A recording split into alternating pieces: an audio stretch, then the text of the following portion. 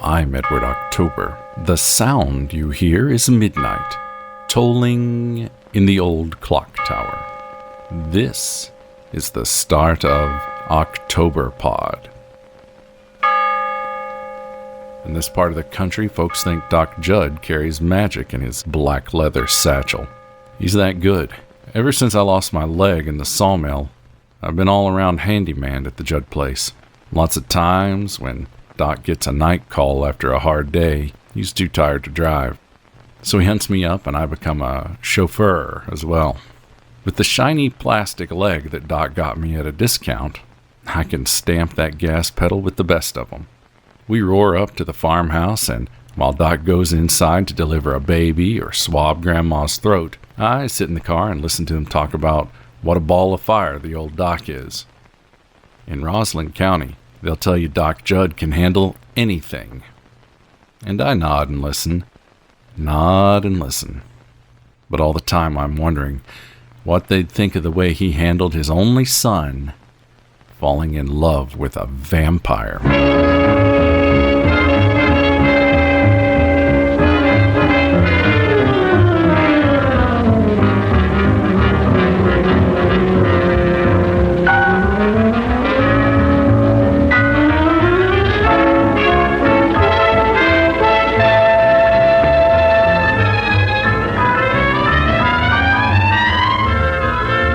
She Only Goes Out at Night by William Tenn, originally published in the October 1956 issue of Fantastic Universe, adapted especially for Octoberpod from a radio play by John Iger, narrated by Edward October.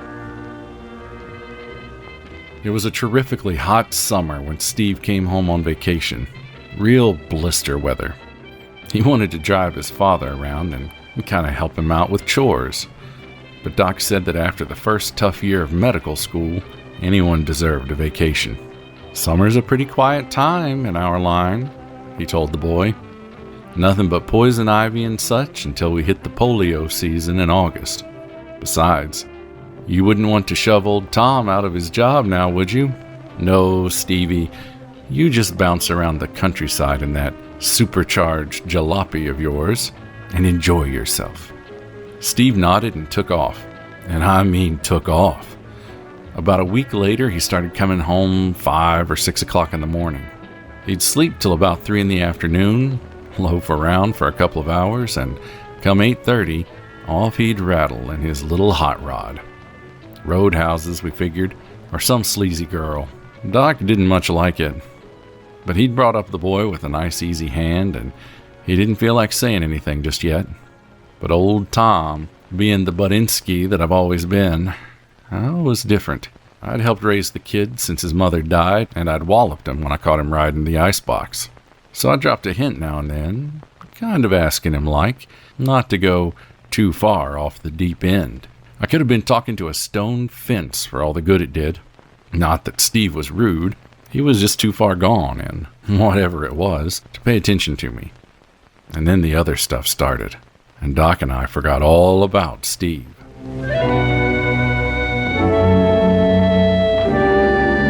Some kind of weird epidemic hit the kids of Roslyn County and knocked 20-30 of them flat on their backs. The doc confided in me that it almost had him beat. It acts like a bad fever, yet any increase in temperature is hardly noticeable. The kids get very weak, and their blood count goes way down.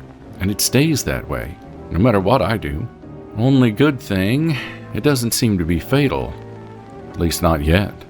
Every time he talked about it, I felt a funny twinge in my stump where it was attached to the plastic leg. I got so uncomfortable that I tried to change the subject, but that didn't go well with Doc. He'd gotten used to thinking out his problems by talking to me, and this epidemic thing was pretty heavy on his mind. He'd written to a couple of universities for advice, but they didn't seem to be of much help. And all the time, the parents of the kids stood around waiting for him to pull up a cellophane-wrapped miracle out of his little black bag because, as they said in Roslyn County, there was nothing could go wrong with a human body that Doc Judd couldn't take care of in some way or another. And all the time, The kids got weaker and weaker. Doc got big, bleary bags under his eyes from sitting up nights, going over the latest books and medical magazines he'd ordered from the city. Near as I could tell, he'd find nothing, even though a lot of times he'd get to bed almost as late as Steve. And then he brought home the handkerchief. As soon as I saw it, my stump gave a good, hard, extra twinge, and I wanted to walk out of the kitchen. A tiny, fancy handkerchief it was, all embroidered linen and lace edges. Doc said he'd found it on the bedroom floor where the Stopes kids slept. He said that neither Betty nor Willie had any idea where it came from. Doc thought he might have a way of tracing the source of infection, but those kids wouldn't lie. He dropped the handkerchief on the kitchen table that I was clearing up, stood there sighing. "Betty's anemia is beginning to look serious," he said, trailing off, his shoulders bent like they were under a truckload of quick-dry cement. I was still staring at the handkerchief when Steve bounced in. He poured himself a cup of coffee and nearly dropped it down on the table when he saw the handkerchief. "Hey," he said, "that's Tatiana's. How'd it get here?" I sat down carefully to massage my aching stump. "Stevie, you know the girl that owns that handkerchief? A girl named, what was it? Tatiana?" He said that he sure did.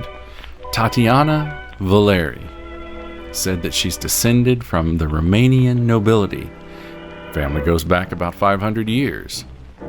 This caught my attention. You see, I'm part Romanian on my mother's side. Finally, Stevie said, "I'm going to marry her." So that's the girl he's been seeing every night for the past month. Stevie told me that she only goes out at night because she hates the glare of the sun. Keeps her skin looking young and fresh. For the next hour, I just sat there and listened to him, and I felt sicker and sicker. Tatiana lived down in Huskerton, about 12 miles away. Stevie had run into her late one night on the road when her convertible had broken down. He'd given her a lift to her house.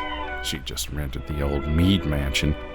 He'd fallen for her hook, line, and, well, the whole damn fishing pole. Lots of times when he arrived for a date, she'd be out, driving around the countryside in the cool night air, and he'd have to play a little cribbage with her maid, an old beak-faced Romanian biddy, until she got back. Once or twice, he'd tried to go after her in his hot rod, but that had led to trouble. When she wanted to be alone, she had told him, she wanted to be alone. So that was that. He waited for her night after night. But when she got back, according to Steve, she really made up for everything. They listened to music and talked and danced and ate strange Romanian dishes that the maid whipped up. Until dawn. Then he came home. I tried to find the words to give Stevie the bad news about his girl, but I just wasn't smart enough. Finally, after my stump started aching enough to wake the devil, I blurted out, "Stevie, listen, and don't laugh. Your girlfriend is a vampire." Before Steve could tell me I'm off my rocker, I shushed him, and I told him all about vampires. What I'd heard from my grandmother, who'd come over from the old country, from Transylvania, when she was about 20. Told him about how they can live and have all sorts of strange powers, just so long as they have a feast of human blood once in a while. How the vampire curse is inherited, usually just one child in the family getting it. And how they go out only at night, because sunlight is one of the things that can destroy them. Steve turned pale, but I went on. I told him about the mysterious epidemic that had hit the kids of Roslyn County. I told him about his father finding the handkerchief in the Stopes house near two of the sickest kids. And I told him, but all of a sudden I was talking to myself. Steve tore out of the kitchen. A second or two later, he was off in the hot rod.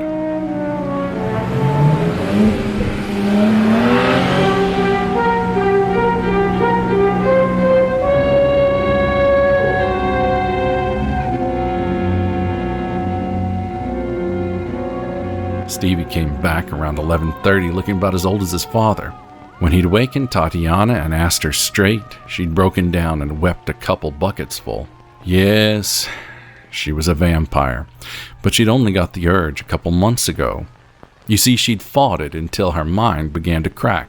Then she found out that she could make herself invisible when the craving hit her. She'd only touched kids because she was afraid of grown-ups. They might wake up and be able to catch her, you see. But she'd kind of worked on a lot of kids at one time, so that no one kid would lose too much blood. Only the craving had been getting stronger. And still Steve had asked her to marry him. There must be a way of curing it, he said. It's a sickness like any other sickness. She'd pushed him out and made him leave. Where's Dad? He asked. He might know. I told him that his father must have left at the same time he did, and hadn't come back yet. So the two of us sat and thought. And thought. When the telephone rang, we almost fell out of our skins. Steve answered it, and I heard him yelling into the mouthpiece. He ran into the kitchen, grabbed me by the arm, and hauled me out into his hot rod.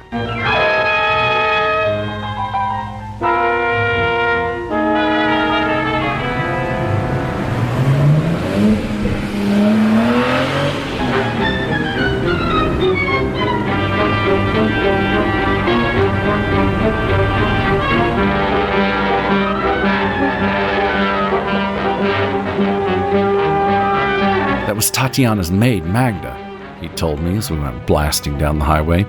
She says Tatiana got hysterical and I left, and a few minutes ago she drove away in the convertible. She wouldn't say where she was going. Magda says she thinks Tatiana is going to do away with herself. Before I could ask how in the world a vampire could commit suicide, my mind told me exactly how she'd try to do it. I looked at my watch and told Stevie to drive to Crispin Junction and drive like hell.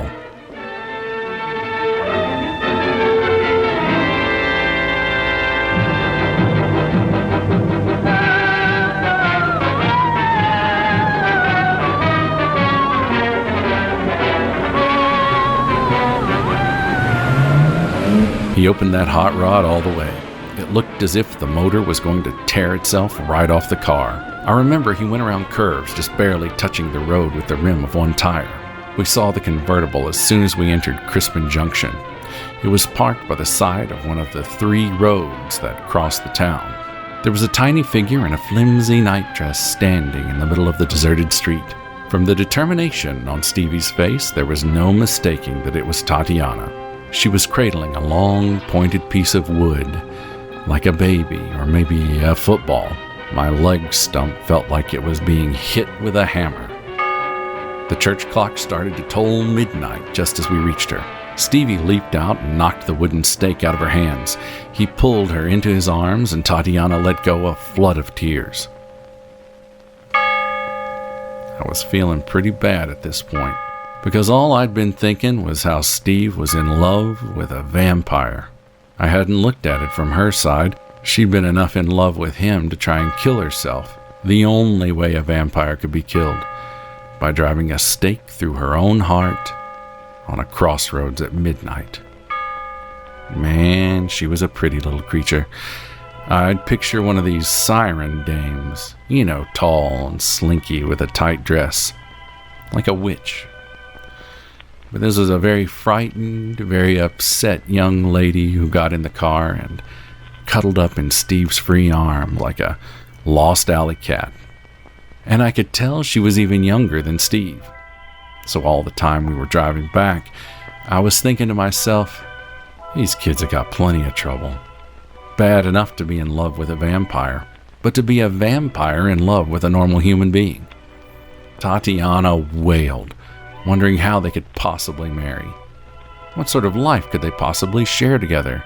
She even wondered out loud what might happen if she ever got hungry enough to attack Stevie. The only thing none of us counted on was the doc. Once Doc had been introduced to Tatiana and heard her story, his shoulders straightened and the lights came back on in his eyes. The sick children would be all right now. That was the most important thing to him. And as for Tatiana, vampirism might have been an incurable disease in the 15th century, he explained, but I'm sure it can easily be handled by modern medicine in the 20th. First, this nocturnal living points to a possible allergy involving sunlight, and perhaps a touch of photophobia. You'll wear tinted glasses for a bit, my dear, and we'll see what we can do with hormone injections. The need for consuming blood, however, prevents a somewhat greater problem. But in time, the doc solved it. They make blood in a dehydrated, crystalline form these days. So every night before Mrs. Stephen Judd goes to sleep, she shakes some powder into a tall glass of water, drops in an ice cube or two, and has her daily blood toddy. Far as I know, she and her husband are living happily ever after.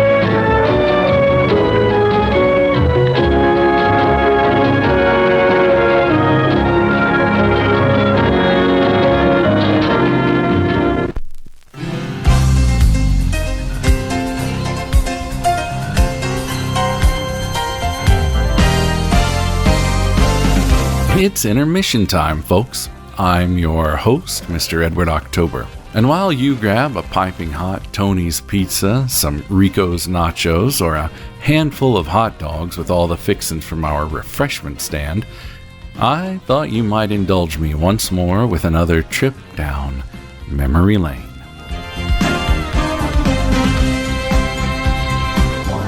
Video store days. Prime time video. Car culture has always been an integral part to the American experience. Heck, it's the reason why we have drive-in movies.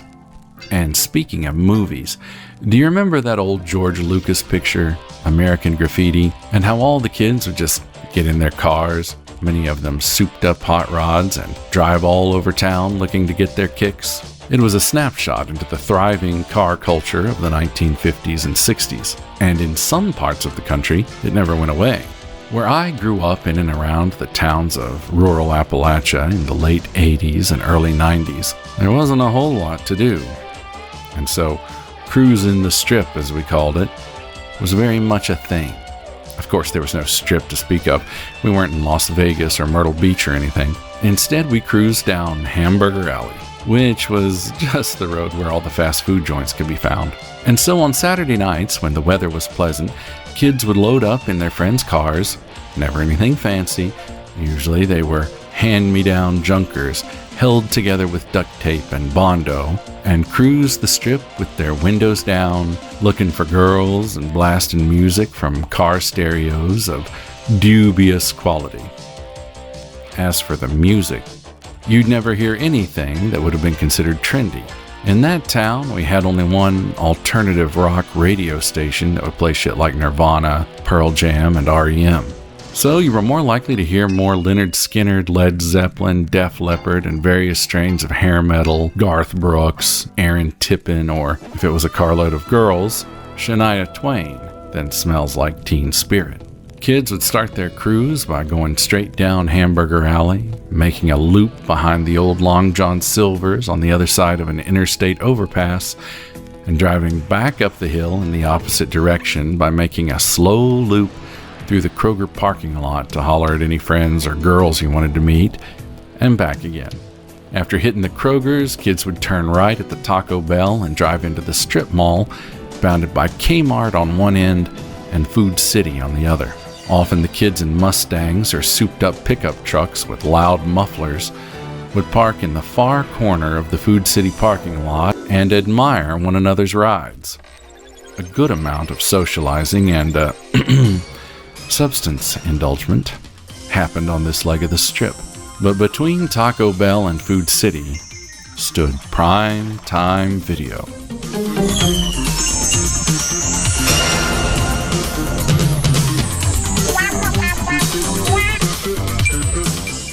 Prime Time was a latecomer on the video rental landscape of my youth. It showed up on the scene about the same time the first Blockbuster video within driving distance of my house opened up. Prime Time Video was either a mom and pop store or part of a regional chain that nevertheless had a big corporate feel similar to Blockbuster or Hollywood Video. And like many video rental businesses of the 80s, 90s, and early 2000s, it was either adjacent to or shared their space with a tanning salon.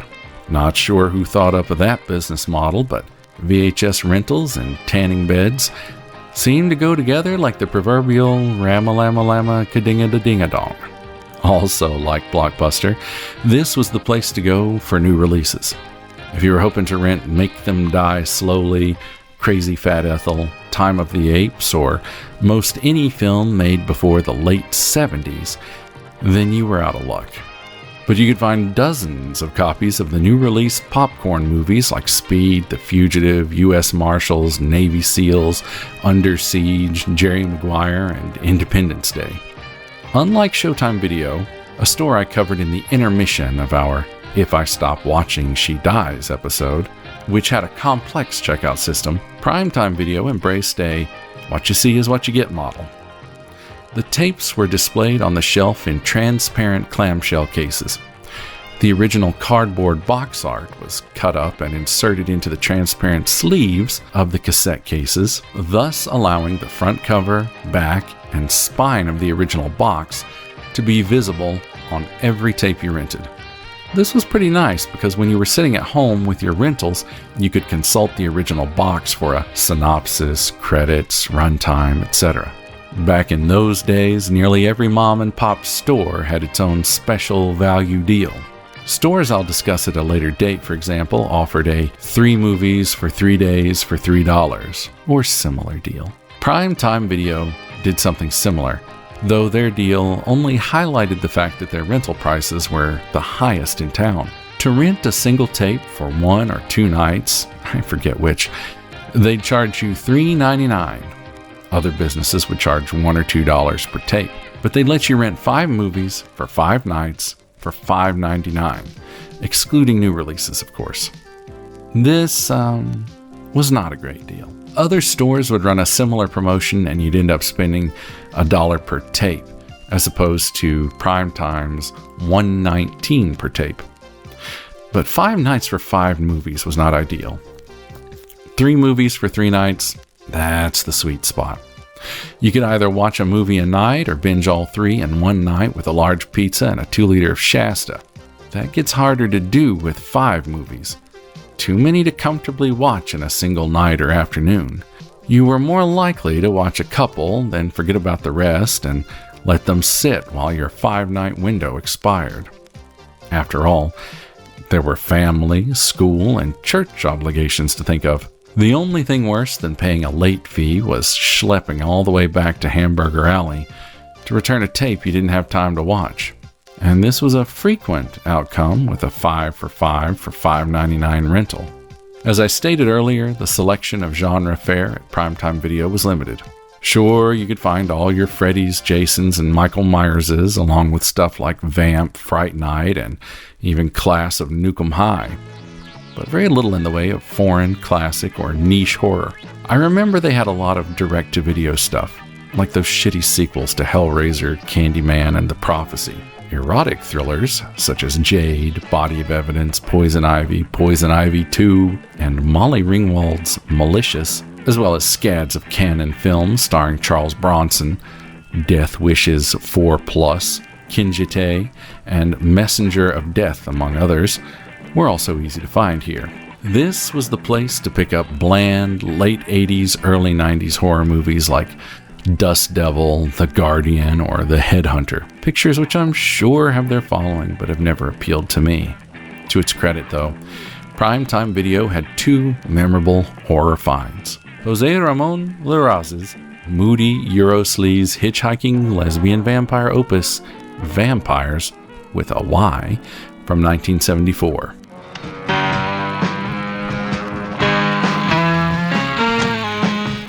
Hey, John, look.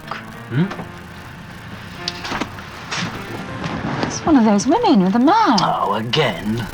There's his car if you need convincing. I don't need convincing.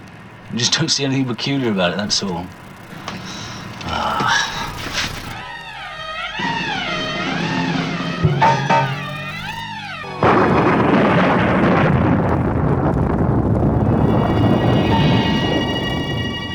Do you like that? Look, may I make a phone call? Afraid not. There's no telephone in the house. Can you give us a lift? It's not far. Yes, of course. Thanks. Who are you? Where the hell do you come from? I must get away from here. I must get away from here! Well, that's strange. What? My watch has stopped. Look.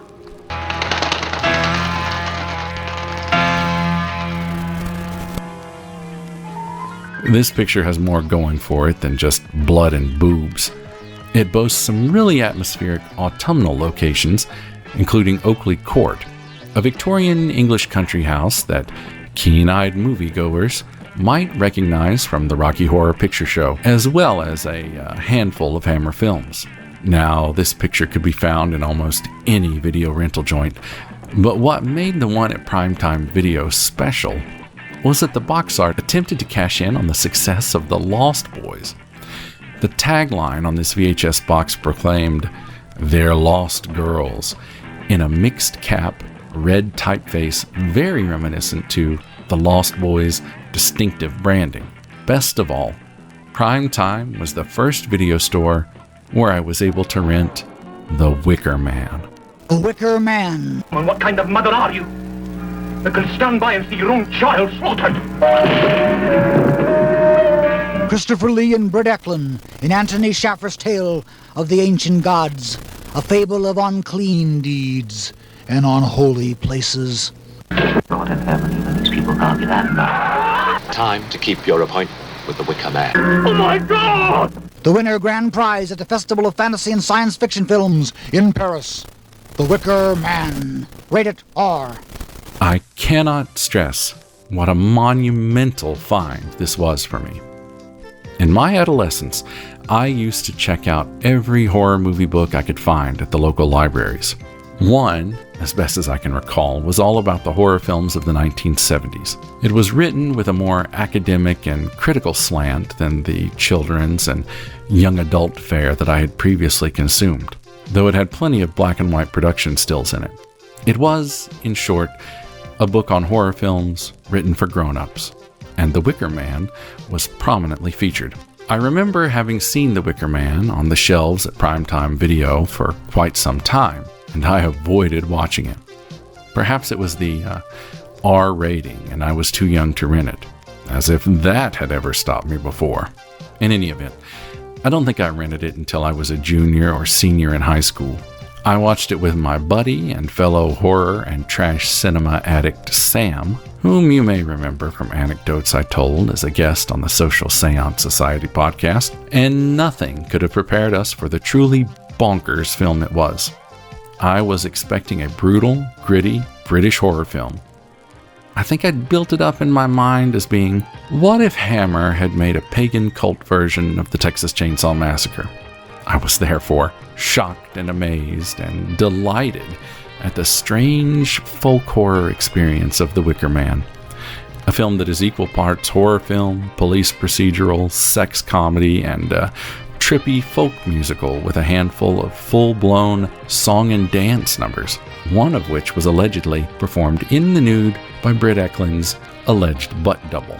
But at its heart, The Wicker Man is a meditation on religion and its role in controlling the masses. So in a very real way, Primetime Video is to thank for my continuing love affair with the folk horror subgenre. A love affair that is apparent to any regular listener of Octoberpod.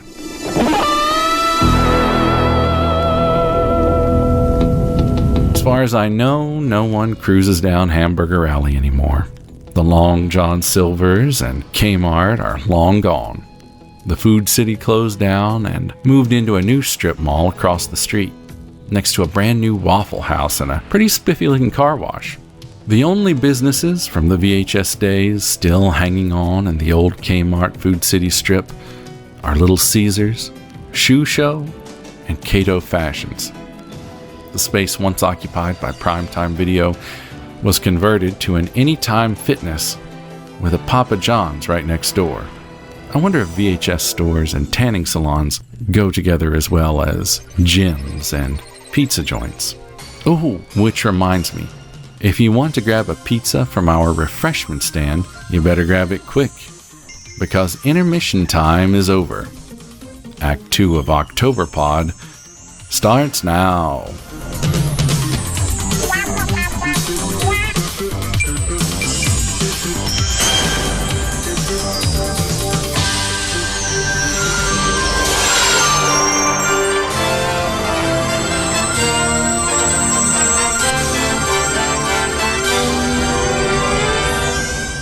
Speaking of cruising, there are a great many people on Reddit who claim to have encountered strange phenomena while driving down highways and country roads in their hot rods, family sedans, and big rig trucks. Since some of these accounts come from Canada, I've asked our friend from the Great White North and host of the podcast Serial Napper, Nikki Young, to help narrate them. Thanks, Ed. Happy to be here. This one comes from a deleted Reddit user. So to give context, I was moving across Canada. There were a lot of abandoned towns built around schools and churches, built out of basically only wood. This is when I was driving through Alberta. They were pretty decayed and clearly hadn't been inhabited for 50-odd years, probably, as there was less people coming in. A few were burnt down, which was probably part of it. We saw some sort of orangey light in one town. It wouldn't have been fire. It was raining incredibly hard. A smell of smoke began to enter the car. No idea how, realistically just a problem with the engine. We tried to let the smell out, but it only got worse. The only thing that really creeped me out was the sound of screaming and crying. So, of course, we drove off. I'd like to note that, as a devout Christian, I have no belief in ghosts, but that day still puzzles me. This story, from Reddit user WiseCockroach4182, took place in rural, northwestern Wisconsin. I was driving on a road primarily used for farm equipment, with deep ditches on either side, lined with swampy woods. It was about 1 a.m., and it was fall, so I was scanning the ditches for deer. There was absolutely no other traffic. I passed through a pocket of ground fog, and as visibility cleared up, saw a human figure with no legs crawling out of the ditch, only to disappear when I passed it. Before vanishing, the figure moved in a jerky, jumping way, almost like a glitch in a video game. I got to a field entrance, turned my car around, and absolutely gunned it all the way home. I told people about it for a few days, then put it out of my mind, but refused to drive down that road. That is, until I was helping my boss with field work, and we had to pass through that same area to get to the field we were plowing. I told my boss what I'd seen, and he looked at me in a strange way and told me that years ago, a local farmer rolled his tractor into the ditch and was crushed to death beneath it. To this day, I'm convinced I saw his ghost. Now, here's a hot rod story, and it comes from my neck of the woods. It comes from Reasonable Way 2625, and it takes place at the Bristol International Speedway and Lights, which they explain is a Christmas thing in Tennessee. Yes, I've been to it. It's a NASCAR speedway, and every year, at Christmas time, it becomes a drive-through Christmas light exhibition. NASCAR fans love it because you get to drive your car on the actual speedway. Anyway, this Redditor writes, I was at the Bristol Speedway and Lights when me and my friend saw a dark, empty road. There were no lights, no animals, no end in sight, and it was blocked off by caution tape to keep people on the right track while driving. That experience has since scared me, and I still don't know what was at the end of that road. Now, I have questions. Was this inside the actual speedway, or was it driving up to the speedway? Is the submitter suggesting that this was some sort of ghost road, like a portal to nowhere? I'm just full of questions on this one. If anyone listening can clarify, please let us know. Reddit user Soups On Boys writes, it was 2002, April, around 1 p.m., a bright, sunny day, no fog. My boyfriend at the time and I were driving northeast from San Diego to Redlands on the 15. We were maybe 20 minutes north of Fallbrook, which was not developed at the time. We saw a woman with long, straight hair on the right shoulder. Her car was steaming, hood up, and she was obviously distressed, waving her arms. We were moving too quickly to stop, so I took the next exit and looped around to help her. This took less than 10 minutes. When we reached where we had seen her, there was no trace of her or her car. We told ourselves that she must have just driven away, but her car did not seem operational. We both felt like we might have seen a roadside ghost. This one comes from Redditor D_007. My dad was a young policeman in the 70s and saw some crazy, creepy stuff driving along the highways in northern BC. Once, he saw two people standing at the side of the road waving. When he pulled over, they were gone. He looked around, and as he went to leave in his car, he looked in the rear view. And two faceless people were looking back at him in the rear view, and he sped off. According to Tony Lee Blanco, quote, I drove past a woman dressed in all black today in the middle of nowhere in Essex, England. I was driving fast and saw someone cross the road ahead of me in the distance. They crossed the road but seemed to take a bit more time than usual. As I got closer, I slowed down, and it was a woman with a very pale face. It was around 25 degrees Celsius. By the way, Ed, for all you Americans out there, that's 77 degrees Fahrenheit. And she was wearing black robes. This location is actually very close to the location of a film starring Daniel Radcliffe, Harry Potter actor. I've seen that picture. It's called The Woman in Black. It was produced by Hammer Films and is a remake of a fantastic British made-for-TV movie. Mrs. October and I watched it on our first date after becoming parents. It's, not one I'd recommend for new parents to watch, especially if they're fretting about leaving their new baby with a sitter. I only found out about the film when I Googled a lady dressed in black in that location. She looked like a nun or someone in Victorian dress. The weird thing is, I can't really remember her face, and she was walking on the side of the road as well, but there was no pathway, just road. As I drive further, she crossed the road again behind me in the distance. I looked at her as she was walking when I drove past, and she was just staring straight ahead, serious but no real emotion. I forgot about it until I got into bed and remembered it again. She didn't move like a normal person either. I'm convinced I saw a ghost or someone in character, but walking on her own in the middle of nowhere dressed like that in summer. The more I remember, the weirder her clothes and face seem, and the way she crossed the road. Creepy. Maybe it was a vampire. Another Redditor responded. Here's one that should come with a trigger warning. It may upset any pet lovers listening. Skip ahead about 2 minutes if you don't want to hear it. Few I 4161 shared this disturbing experience. I was driving across the country from Washington State to Georgia from June 29th to July 4th, 2023. Somewhere after changing freeways, after going through Laramie, Wyoming, I fell asleep until we passed through Colorado Springs. That's when I woke up to take over the driving duties from my friend. When we were switching seats, he was talking about having to see dead, headless dogs for the past 40 miles and said he needed some sleep. I thought he was delusional.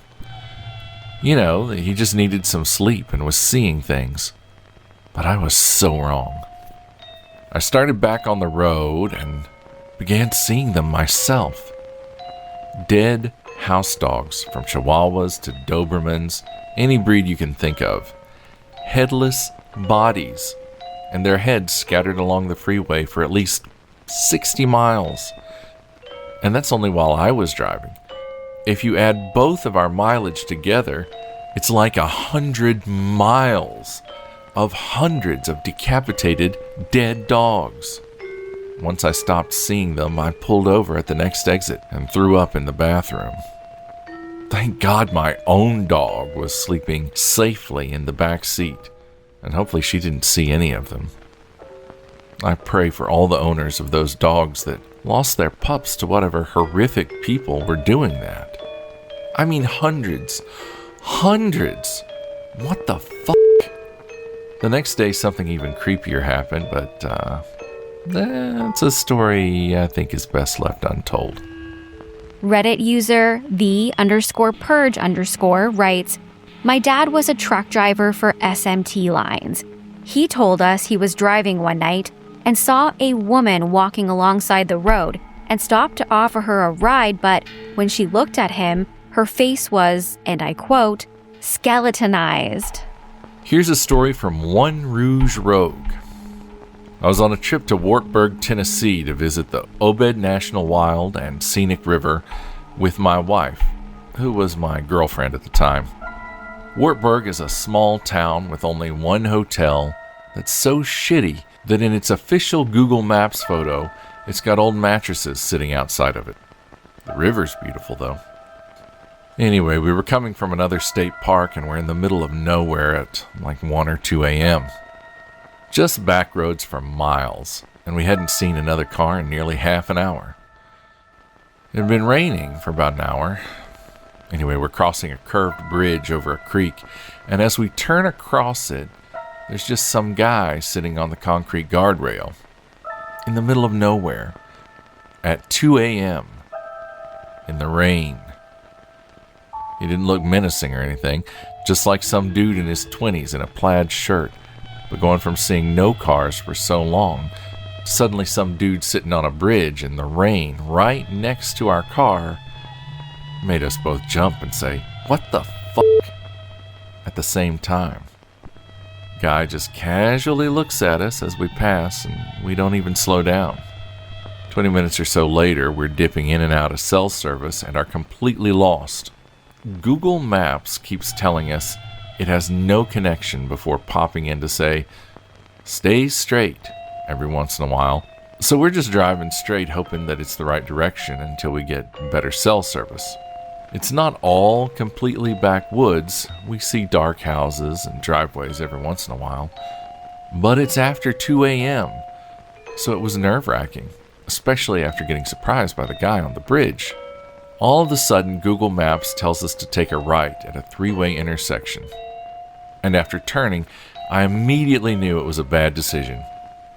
The road dips down and goes from asphalt to gravel to dirt with weeds very quickly. At parts, it opens up and doesn't even look like a road. Like we're just driving through a field. with barely visible tire ruts and trees maybe 30 yards off of us on either side.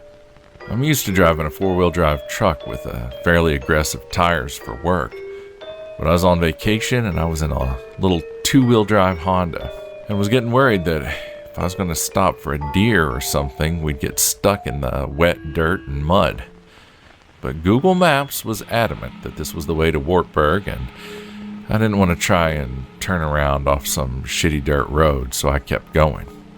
We drove for about 10 minutes. The road, if you can call it that, suddenly dead ends in thick brush and a massive fallen tree. Nobody'd taken any vehicle through there for years. Shit, not even an ATV. I backed up onto the more uphill side and head back the way we came. I'd long since turned traction control off because of how it can doom you off-road. And as I started to slowly accelerate, our wheels were spinning in the mud, just barely getting traction to keep moving forward for what seemed like forever. It was probably only 5 to 10 seconds. And we made our way back to the road we turned off of. We turn off Google Maps because it's telling us to make a U-turn and drive back into that fucking tree. But here's the creepy part. Right as we were starting to head back uphill, as the woods converge back around us and as the road turns from dirt and weeds to dirt and gravel, a medium-sized fallen tree blocks our path. This tree was not there before. I can see the opening to the asphalt road up behind it, and there was solid woods on both sides the entire way. My wife was like, "Is that really how we got down here? What are the odds that that tree would fall after we passed it?" But the tree didn't fall like that. It had been dragged into position from one end like a gate swinging shut. I could even see the half semicircle-ish lines in the dirt some of the branches had made as it was dragged. Someone had seen us pass and dragged it there in the 20 or so minutes we'd been down that road. At about 2:30 a.m. in the rain. Now I'm freaking out internally, but trying not to show it to my wife, who then was my girlfriend. I had a big rechargeable spotlight I bought for camping, so I roll down the window and start shining it into the woods on the driver's side. Nothing. I get out and shine it on the other side, and up the road and back behind us. Still nothing.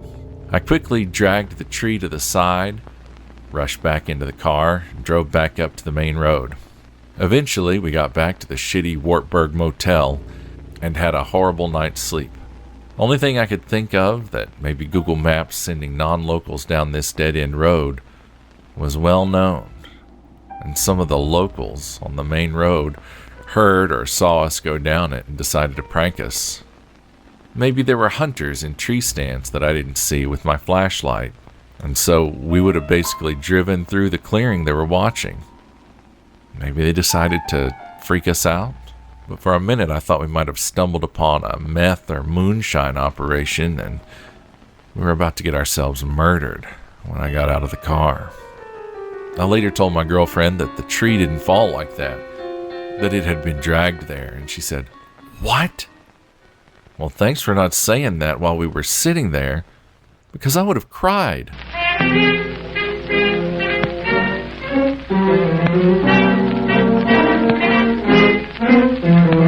Before we conclude this session of Hot Rod and Vampire Stories, I'm going to share an unusual sort of vampire story, as well as a couple of others, courtesy of Charles Montgomery Skinner. But before I do, I'd like to thank Nikki once more for stopping by. Thanks for having me on, Ed. See you again when spooky season starts. I can't wait. You can hear Nikki on Serial Napper, wherever fine podcasts can be downloaded.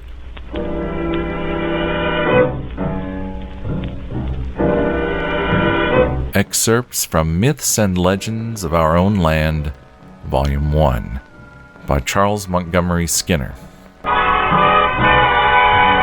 Francis Wolcott's Night Riders. In New York, among the Berkshire Hills, less than a century ago, lived Francis Wolcott, a dark, tall man with protruding teeth whose sinister laugh used to give his neighbors a creep along their spines. He had no obvious trade or calling, but the farmers feared him so that he had no trouble making levies. Pork, flour, meal, cider. He could have what he chose for the asking.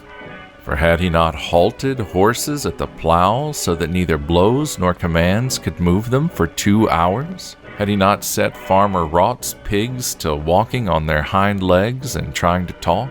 When he shouted, "Hup, hup, hup," to Farmer William's children, had they not leaped to the molding of the parlor wainscot, a yard above the floor and only an inch wide, and walked around it, afterward skipping like birds from chairback to chairback, while the furniture stood as if nailed to the floor? And was he not the chief of 13 night riders, whose faces no man had seen, nor wanted to see, and whom he sent about the country on errands of mischief every night, when the moon was growing old? Horses' tails were tied, hogs foamed at the mouth and walked like men, cows gave blood for milk. These night riders met Wolcott on a grove of ash and chestnut trees, each furnished with a stolen bundle of oat straw, and these bundles Wolcott changed to black horses when the night had grown dark enough not to let the way of the change be seen. These horses could not cross streams of water, and on the stroke of midnight they fell to pieces and were oaten sheaves once more. But during their time of action, they rushed through woods, bearing their riders safely, and tore like hurricanes across the fields, leaping bushes, fences, even trees without effort. Never could traces be found of them the next day. At last the devil came to claim his own. Wolcott, who was 90 years old, lay sick and helpless in his cabin. Clergymen refused to see him, but 2 or 3 of his neighbors stifled their fears and went to the wizard's house to soothe his dying moments.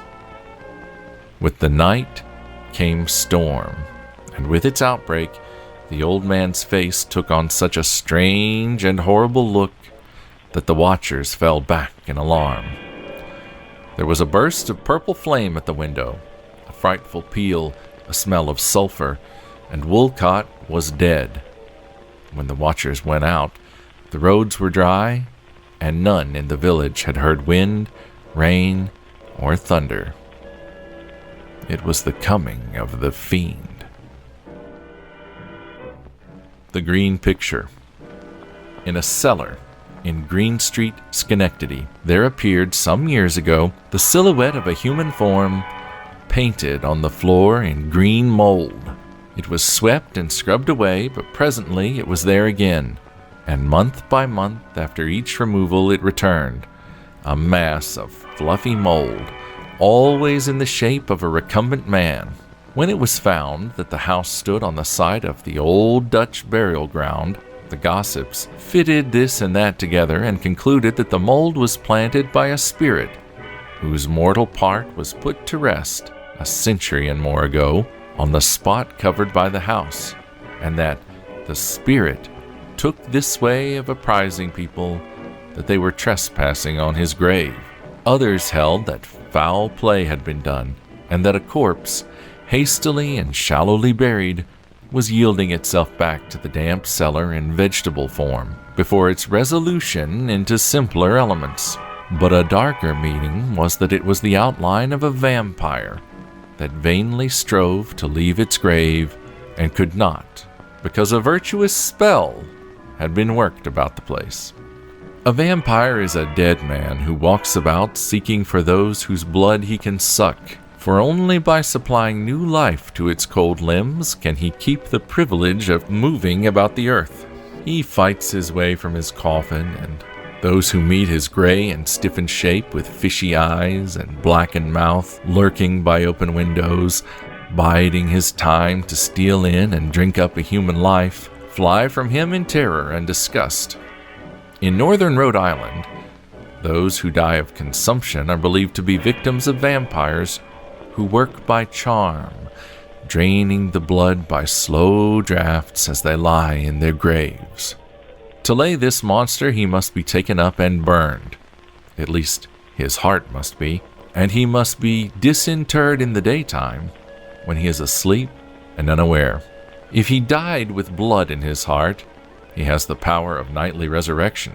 As late as 1892, the ceremony of heart burning was performed at Exeter, Rhode Island, to save the family of a dead woman that was threatened with the same disease that had removed her, namely consumption. But the Schenectady vampire has yielded up all his substance, and the green picture is no more.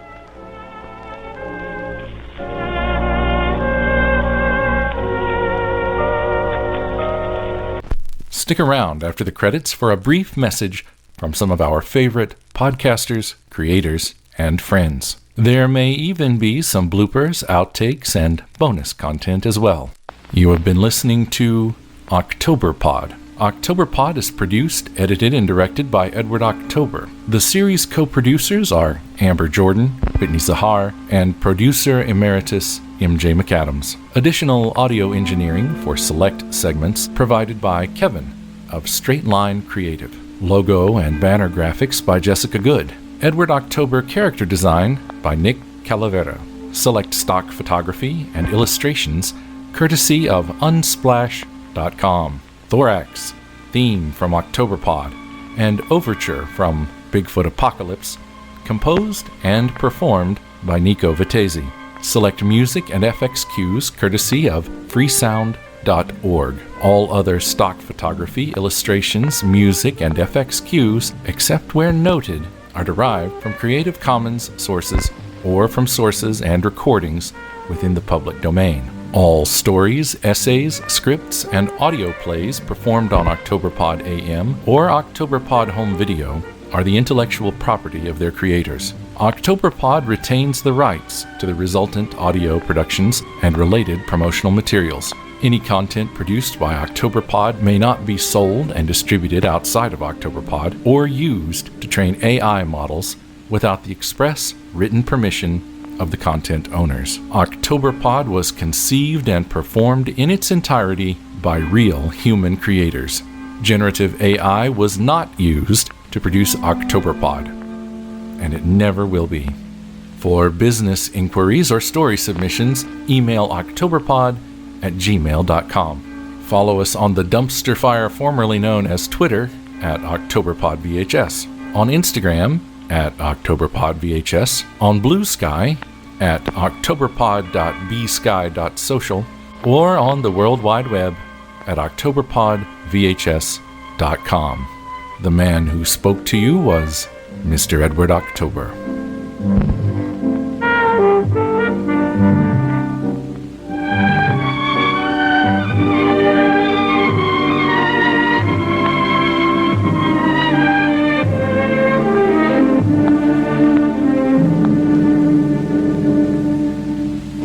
First impressions can take only 6 seconds to make, but if you're neurodivergent, those quick judgments about you can be misleading.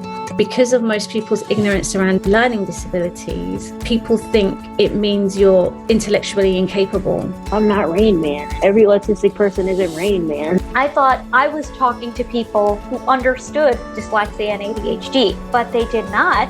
They freaked out and were like, well, if you've got Tourette's, if it's going to be a problem, then we can just fire you and get someone else.